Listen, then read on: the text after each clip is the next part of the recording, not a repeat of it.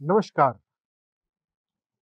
हम हेल्थ परिवर्तन के इस सीरीज में देख रहे हैं किस प्रकार से हम खुद से अपनी हेल्थ पर काम कर सकते हैं। हील बुक और हील से मिलती जुलती अलग अलग बुक्स से उठाया हुआ वो ज्ञान जो हमारी जिंदगी को बदल सकता है। चैप्टर वाइज हम समझने का प्रयास कर रहे हैं और आज का चैप्टर है 5th chapter, disease of resistance.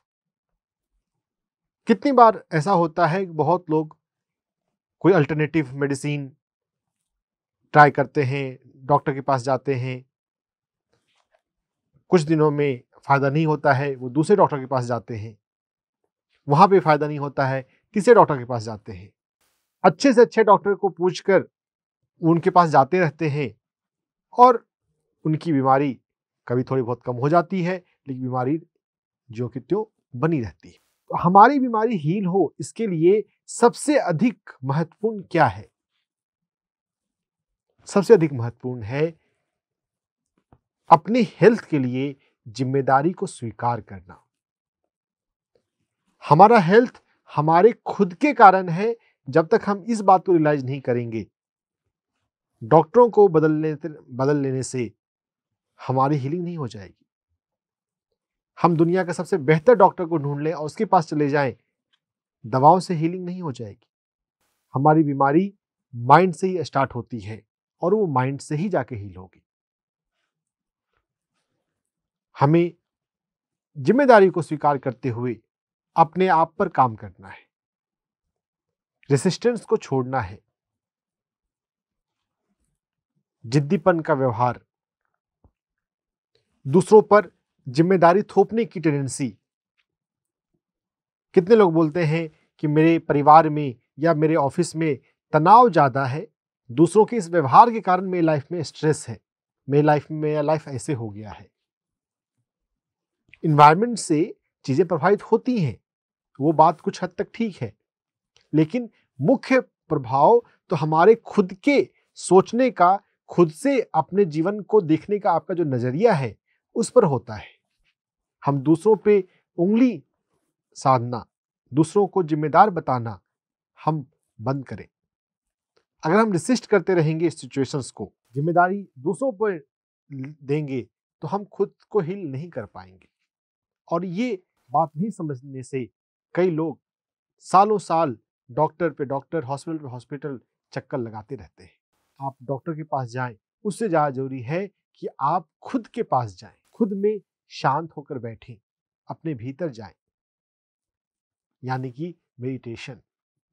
आंख बंद करके अपने मन को शांत बनाएं। शांत बनाते हुए चिंतन करने की आदत डालें। ध्यान से अलावा या ध्यान के दौरान मुझे क्या सीखना है, मुझे अपने आप में क्या बदलाव करने हैं। अगर हम चिंतन नहीं करते हैं, डॉक्टर जो डिस्पेंजा कहते हैं, एक एवरेज व्यक्ति पिछले दिनों में जो बातें अपने मन में सोचा, वो उन्हीं 90% विचारों को दोहराता रहता है अनजाने में, और फिर वो बोलता है कि मेरी लाइफ क्यों नहीं बदल रही। हम अगर कभी कुछ पॉजिटिविटी का करते भी हैं, थोड़ी देर करते हैं, लेकिन जब आप अलर्ट नहीं हैं, जब आप कैजुअल बैठे हैं, कैजुअल बातें कर रहे हैं, तब आपके बोलने में या आपके सोचने में कितनी पॉजिटिविटी वास्तव में रहती है, वह देखना होगा। हम अपने जीवन से संबंधित कुछ कहानी बनाते हैं और उस कहानी को अपने मन में दोहराते रहते हैं। अगर हमारी लाइफ में कुछ अच्छा नहीं हुआ, उन पुरानी बातों को सोचते रहते हुए अपने आप को फिर से उन घटनाओं में जीते रहते हैं। अगर आपके साथ कुछ गलत हुआ तो वो एक बार हुआ, लेकिन आप उसे बार बार सोचकर अपने आप को बार बार आप मेंटली उन परिस्थितियों में डाल रहे हैं। किसी व्यक्ति ने आपके साथ मिसबिहेव किया, बस एक उदाहरण के लिए, आप उसको बार बार सोचकर आप अपने आप को बार बार अपने आप के साथ मिसबिहेव करवा रहे हैं। पुरानी कहानी को छोड़ना सीखें। मेडिटेशन के अलावा ब्रेथ वर्क इस तरह के प्रोसेस में हेल्पफुल हो सकता है। अगर आपको ऐसा लगता है कि आपके भीतर कुछ पुरानी यादें बैठी हुई हैं, आप पुरानी बातों को सोचते रहते हैं, कोई खास इमोशन या कोई खास विचार, हमने अपने पहले के एपिसोड में देखा है कि हमारे इमोशन और हमारे विचार किस तरह से हमारे बॉडी के हेल्थ से और ऑर्गन से जुड़े हुए हैं। अगर आपको लगे कि कहीं पर आप अटक गए हैं, तो चीज़ों को रिलीज करने के लिए ब्रेथ वर्क एक हेल्पफुल एक्सरसाइज हो सकता है। ब्रेथ वर्क में हम लेटकर पार्टिकुलर म्यूजिक रिदम के साथ लगातार सांसें लेते हैं, छोड़ते हैं। ब्रेथ वर्क में लगातार सांसें लेना, लगातार सांसें छोड़ना, अनइंटरप्टेड ब्रीदिंग का महत्व है। जब आप लगातार सांसें लेते और छोड़ते हैं तो बॉडी रेस्ट करना चाहता है, और उस समय अगर आप अपने आप को रेस्ट नहीं दें, लगातार ब्रीदिंग करते रहें, तो जो आपके ब्लॉक्ड इमोशंस हैं वो रिलीज होते हैं। अगर आपको एक्यूप्रेशर पॉइंट्स का नॉलेज हो तो उन एक्यूप्रेशर पॉइंट्स को टच करके आप अपने ब्लॉक इमोशन को रिलीज करने के लिए भी अपने आप को बोल सकते हैं। अपने थर्ड आई को छूकर ब्रेथ वर्क के दौरान आपको अपनी बॉडी के डिफरेंट पार्ट्स में जहां पर इमोशंस रुके हुए हैं, जहां पे मसल्स में स्ट्रेस जमा हो गया है, जो हमारे माइंड में स्ट्रेस होता है, निगेटिविटी होती है, ज्यादा दिन तक हम उसको एंटरटेन करें तो हमारी बॉडी के मसल्स में जमा हो जाती है। इसलिए आप बच्चे का आप छुएंगे, बच्चे बहुत सॉफ्ट लगते हैं, लेकिन एक एडल्ट पर्सन का बॉडी टाइट होता है। क्यों टाइट हुआ? क्योंकि उसने बहुत स्ट्रेस अपनी बॉडी में जमा कर लिया है। अगर कोई ऐसा इंसान हो जो मस्त रहता हो, जो ध्यानी हो, तो उसकी बॉडी भी बहुत हल्की होगी, बहुत प्यारी होगी। परमहंस योगानंद, उनकी मृत्यु के बाद 21 दिन तक उनके शरीर को रखा गया, और बाद में भी उनके शरीर पर ऐसी रौनक थी, ऐसी चमक थी, शरीर की मृत्यु के बाद भी। तो जब हम आध्यात्मिक जीवन जी रहे होते हैं, जब अपने माइंड को जब हल्का रखते हैं, तो हमारी बॉडी भी ताजी रहती है, हल्की होती है, एक बच्चे के समान होती है। अपने जीवन में हम चिंतन करते हुए, अगर हमारे जीवन में प्रतिरोध है, रेसिस्टेंस है, उसे हमें छोड़ना है, ब्लॉकेज को रिलीज करना है। बिना ब्लॉकेज को रिलीज किए जो हमारे भीतर पैटर्न बन चुके हैं, जो ग्रंथियां बन चुकी हैं, अगर उसे हम रिलीज नहीं करेंगे तो हीलिंग कैसे होगी? ब्रेथ वर्क के अलावा योगा करते हुए, मॉर्निंग वॉक करते हुए, हमने बात करी थी कि डिफरेंट फूल हैं डिफरेंट चक्रास के लिए। आप उन फूलों के पास बैठकर जब प्रकृति को एंजॉय कर रहे हैं, चिंतन करें, मुझे अपनी बॉडी के किस पार्ट से अननेसेसरी चीजें को मैंने जमा किया है, उसे रिलीज करना है। आपको आपकी बॉडी सिग्नल आपको देगी। अपने बॉडी पार्ट को सहलाते हुए, आप इन जनरल हाथों से भी सहलाकर बोल सकते हैं, जो भी अननेसेसरी इमोशंस हैं वो रिलीज हो, जो पास्ट की यादें हैं वो रिलीज हो, जो भी बातें आपको परेशान करती हैं, जो आप बार बार सोचते रहते हैं, उसे रिलीज करना है और एक बच्चे के समान हो जाना है। एक बच्चा कितना प्यारा दिखता है, बच्चे की ब्रीदिंग कैसी डीप होती है। छोटे बच्चे को सोता हुआ देखें, उसकी सांसें कैसे पेट से चलती हैं। सांसें तो 24 घंटे पेट से चलती हैं, वैसे सोते हुए हम ऑब्जर्व कर सकते हैं। हमारी भी सांसें वैसे पेट से चलनी चाहिए। अगर पेट से चलती हैं तब हम सही ढंग से सांस ले रहे हैं, हम सही जीवन जी रहे हैं। जितना तनाव आता है, हमारी ब्रीदिंग उतनी सैलो हो जाती है, सिर्फ हम चेस्ट से सांस लेते हैं। हल्का रखें अपने मन को, अपने शरीर को। प्रतिरोध नहीं, चीजों को रोकने से, चीजों को पकड़ने से, पुरानी बातों को याद करने से, जिद्दी बनने से, कंप्लेन करने से हमारे शरीर में बीमारियां आती हैं। अपने आप को आत्मा के तल पे महसूस करना सीखें। अशरीरी चेतना। हम शरीर नहीं है, शरीर से परे हम शाश्वत चेतना है। We are consciousness. ध्यान में इसका एहसास कभी न कभी होता है। हम अपने ध्यान को गहरा करने की फिक्र करें, और जब कभी पल भर के लिए भी अगर ग्लिम्स हो जाए, याद फील हो जाए, तो उसे बार बार याद करते हुए मुस्कुराइए। जब कभी अच्छा ध्यान आपका लगे, खुद से सेल्फी ले लीजिए। उस सेल्फी को लगा के रखिए, उसे देखते हुए बोले मेरा ध्यान गहरा हो रहा है। जितना ध्यान में हम गहरे जाएंगे, यानी कि जितने हमारा मन शांत होगा, शून्य होगा, उतना इजीली आप अपने भीतर के ब्लॉकेज को, भीतर के पैटर्न को, रुकी हुई ग्रंथियों को पहचान पाएंगे, उसे रिलीज कर पाएंगे। और यहां पर कबीर की भी एक दोहे को हम याद कर सकते हैं, निंदक नियरे राखिए।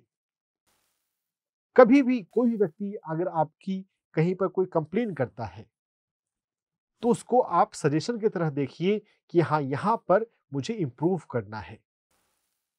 हम दूसरों के कंप्लेन्स को बुरा मान जाते हैं, उस व्यक्ति को ही बुरा बता देते हैं। कबीर ने तो कहा है कि जो आपकी शिकायत करे उसको और अपने पास रखो। आपको पता चलेगा कि आपको क्या सीखना है, अपने सोचने के ढंग में आपको क्या बदलाव करना है, आपको अपने व्यवहार में क्या बदलाव करना है। कंप्लेन करने वाले व्यक्ति से भागिए मत। Disease of resistance. जितना हम रेसिस्ट करते हैं, उतना हमारे जीवन में बीमारी आती है। जितने हम हल्के हो जाते हैं, angels fly because they keep themselves light. अपने आप को लाइट बनाएं। हम वैसे भी हम फंडामेंटली लाइट बीइंग हैं। चेतना के तल पर अहम ब्रह्मास्मि उपनिषद में कहा गया है। मन के तल पे भी हम अपने आप को लाइट बनाएं। पुरानी बातों को छोड़ें, नाव में जिए, शाश्वतता को महसूस करें और एक बच्चे के समान जीवन जिए। कौन से इमोशंस, कौन से बिलीफ पैटर्न रिलीज करने हैं, यह पहचानने के लिए आपने पिछले का वीडियो देखा होगा। लीवर से रिलेटेड कोई ऑर्गन है, लीवर है, तो हमें अपने जजमेंट को रिलीज करना है। हार्ट, ब्लड, खुशी से कुछ है, तो अपने लाइफ में जो बिट्रेयल है, जो हर्ट इश्यूज हैं, उसको रिलीज करना है। अगर हमने पहचान लिया कि मुझे कौन सा इमोशंस रिलीज करना है, तब हम उस इमोशंस को रिलीज करने के लिए अपने ध्यान के लास्ट में, ब्रेथवर्क के दौरान या योग निद्रा के दौरान, जो कफ प्रकृति के लोग हैं, जिनके शरीर में ओबेसिटी है, जिनका वेट नॉर्मल से ज्यादा है, उनको ब्रेथवर्क करना चाहिए। जो पित्त प्रकृति के हैं, जो वात प्रकृति के हैं, जो जल्दबाजी में रहते हैं, उनको रिलैक्सेशन चाहिए, उनको अर्थिंग यानी कि पृथ्वी से जोड़ना, प्रकृति से जुड़ने की आवश्यकता है, और उनको योग निद्रा करने की आवश्यकता है। ये एक जनरल पैरामीटर है। बाकी आप खुद से भी चिंतन कर सकते हैं, जो आपको करना ज्यादा अच्छा लगे आपको वो करना चाहिए। ध्यान, ब्रेथवर्क और योग निद्रा, ये 3 मोडालिटी की मैं बात कर रहा हूं। ध्यान सबके लिए अच्छा है, और कुछ लोगों के लिए ब्रेथवर्क है, कुछ लोगों के लिए योग निद्रा है। तो ब्रेथवर्क के दौरान, योग निद्रा के दौरान आप अपने बॉडी के पार्ट्स को, जिस बॉडी पार्ट्स में आपको लगे कि यहां पर इमोशंस ब्लॉक हैं, उस बॉडी को टच करके आप अननेसेसरी इमोशंस को रिलीज करें। खासकर तब जब आप पुरानी बातों में जीते रहते हैं, जब आपको डर लगता है, जब आपके भीतर इनसिक्योरिटी हो, पता नहीं कल क्या होगा। अगर हम अपने पुराने अनुभवों के बेसिस पर यह सोचते हैं कि कल क्या होगा, तो वो राइट वे नहीं है। वही होगा जो हमने कर्म किए हैं, जो हमारे कर्मों के अनुसार है। अगर हम अपने आप पर भरोसा रखते हैं, अपने आप से प्रेम करते हैं, अपने आप पे भरोसा रखते हैं, तो हमें अपने कर्मों पर भी भरोसा होता है। और हम कर्म तो अच्छे हमें करना ही चाहिए। हमें खाली नहीं बैठना चाहिए, अपना टाइम वेस्ट नहीं करना चाहिए। अगर हम खुद से प्यार करते हैं तो हम टाइम वेस्ट नहीं कर सकते। तो खुद से प्यार करने के लिए आप अफर्मेशंस आईने के सामने कर सकते हैं, मैं खुद से प्यार करता हूं। लुई हे कहती हैं कि यह लगभग लगभग दुनिया में सभी लोगों को खुद से प्यार करने की आवश्यकता है। हर एक व्यक्ति यह सोचता है कि वो उतना अच्छा काम नहीं कर रहा जितना अच्छा वो कर सकता है। इस बुक की शुरुआत में ही लुई हे ने अपनी फिलॉसफी लिखी है। उस फिलॉसफी में यह एक पॉइंट है, हर एक व्यक्ति यह सोच रहा है कि वो परफेक्ट नहीं है। अगर आप भी ऐसा सोच रहे हैं कि आप परफेक्ट नहीं हैं, तो आपको सेल्फ लव यानी कि मिरर के सामने खड़े होकर मैं खुद से प्यार करता हूं, मैं खुद पर ट्रस्ट करता हूं, अफर्मेशंस करने की आवश्यकता है। तो आप खुद पर ट्रस्ट क्यों नहीं करते?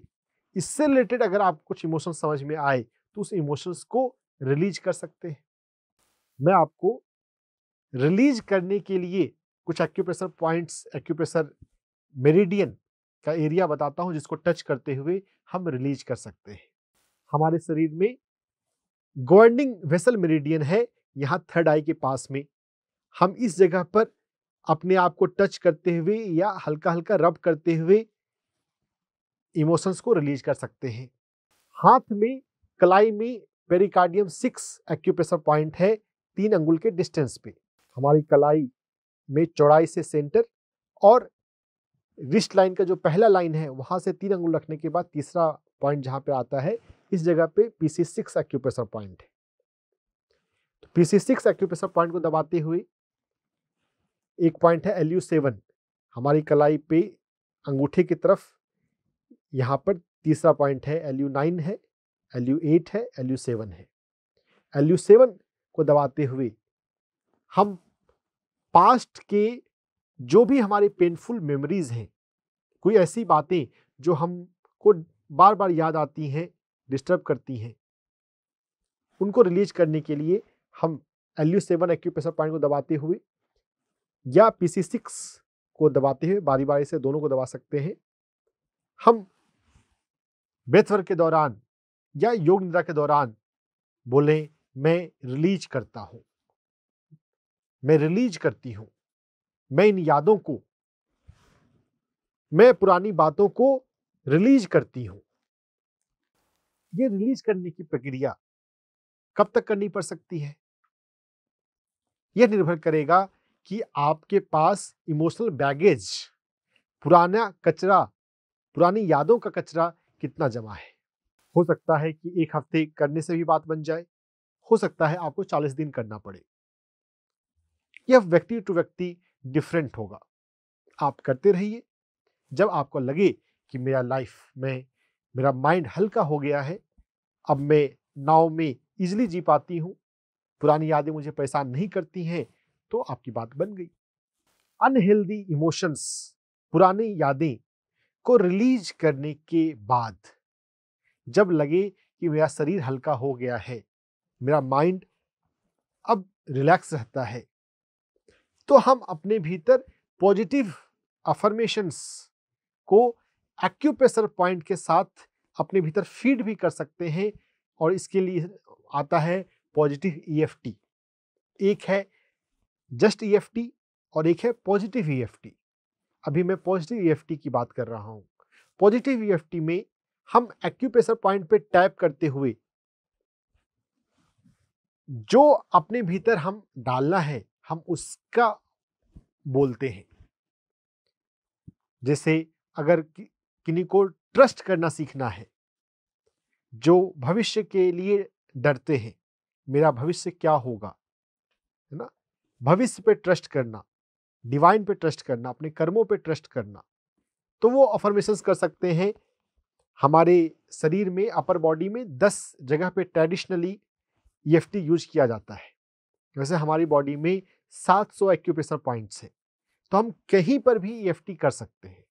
लेकिन पॉपुलर प्रैक्टिस में 10 पॉइंट्स का अधिक उपयोग किया जाता है। लेकिन अगर हम एनर्जी साइकोलॉजी को समझें तो हम किसी भी एक्यूप्रेशर पॉइंट पर टैपिंग करते हुए EFT, पॉजिटिव EFT कर सकते हैं। तो अगर हम इसकी बारीकियों को समझते हो, जो कि थोड़ा सा और गहरा विज्ञान हो जाएगा, कि जिस ऑर्गन से संबंधित इमोशंस हैं उस ऑर्गन की मेरिडियन पर हम EFT करें। अभी मैं आपको ट्रस्ट करने के लिए, जो कि हमारी किडनी के लिए, हमारे भविष्य के लिए जरूरी है, उसके लिए मैं आपको बताता हूं साइड ऑफ द ईयर। मैं अपने आप से प्यार करता हूं, मैं अपने आप पर ट्रस्ट करता हूं, मैं अपने कर्मा पे, मैं अपनी मेहनत पे ट्रस्ट करता हूं, मुझे विश्वास है मेरा भविष्य अच्छा है, जो हो रहा है अच्छा हो रहा है, जो होगा अच्छा होगा, जो भी होगा मेरे कर्मों के अनुसार होगा, मेरा भविष्य सुंदर है, मुझे ये विश्वास है मेरी जिंदगी सुंदर है। तो ऐसे हम EFT कर सकते हैं। हम अपनी फोरहेड पे भी EFT करते हैं। मैं सकारात्मक हूं, मैं पॉजिटिव सोचता हूं, मैं हमेशा पॉजिटिव सोचता हूं, मैं हमेशा पॉजिटिव बोलता हूं। Side of the ear, mid, third eye और दोनों आंखों के बीच के सेंटर के ऊपर भी करते हैं। मैं सकारात्मक हूं, I think positive, I speak positive, I think positive, I speak positive. मैं सकारात्मक सोचती हूं, मैं सकारात्मक बोलती हूं, मैं सकारात्मक सोचती हूं, मैं सकारात्मक बोलती हूं। I think positive, I speak positive. तो मैंने थोड़ा सा पॉजिटिव EFT के बारे में बताया। अपनी रेसिस्टेंस को छोड़ते हुए, जिम्मेदारी को स्वीकार करते हुए, ब्लॉकेज, जो अनहेल्दी इमोशंस, नेगेटिव इमोशंस हैं, उसको रिलीज करते हुए जब हम पॉजिटिव इमोशंस को अपने जीवन में भर ले, तो हम बहुत इजीली अपने आप को हेल्दी कर लेंगे। हमारा स्वास्थ्य हमारे हाथ में है, हमारे माइंड के कंट्रोल में है। Think positive, be healthy. नमस्कार। PMC हिंदी बदले जीवन।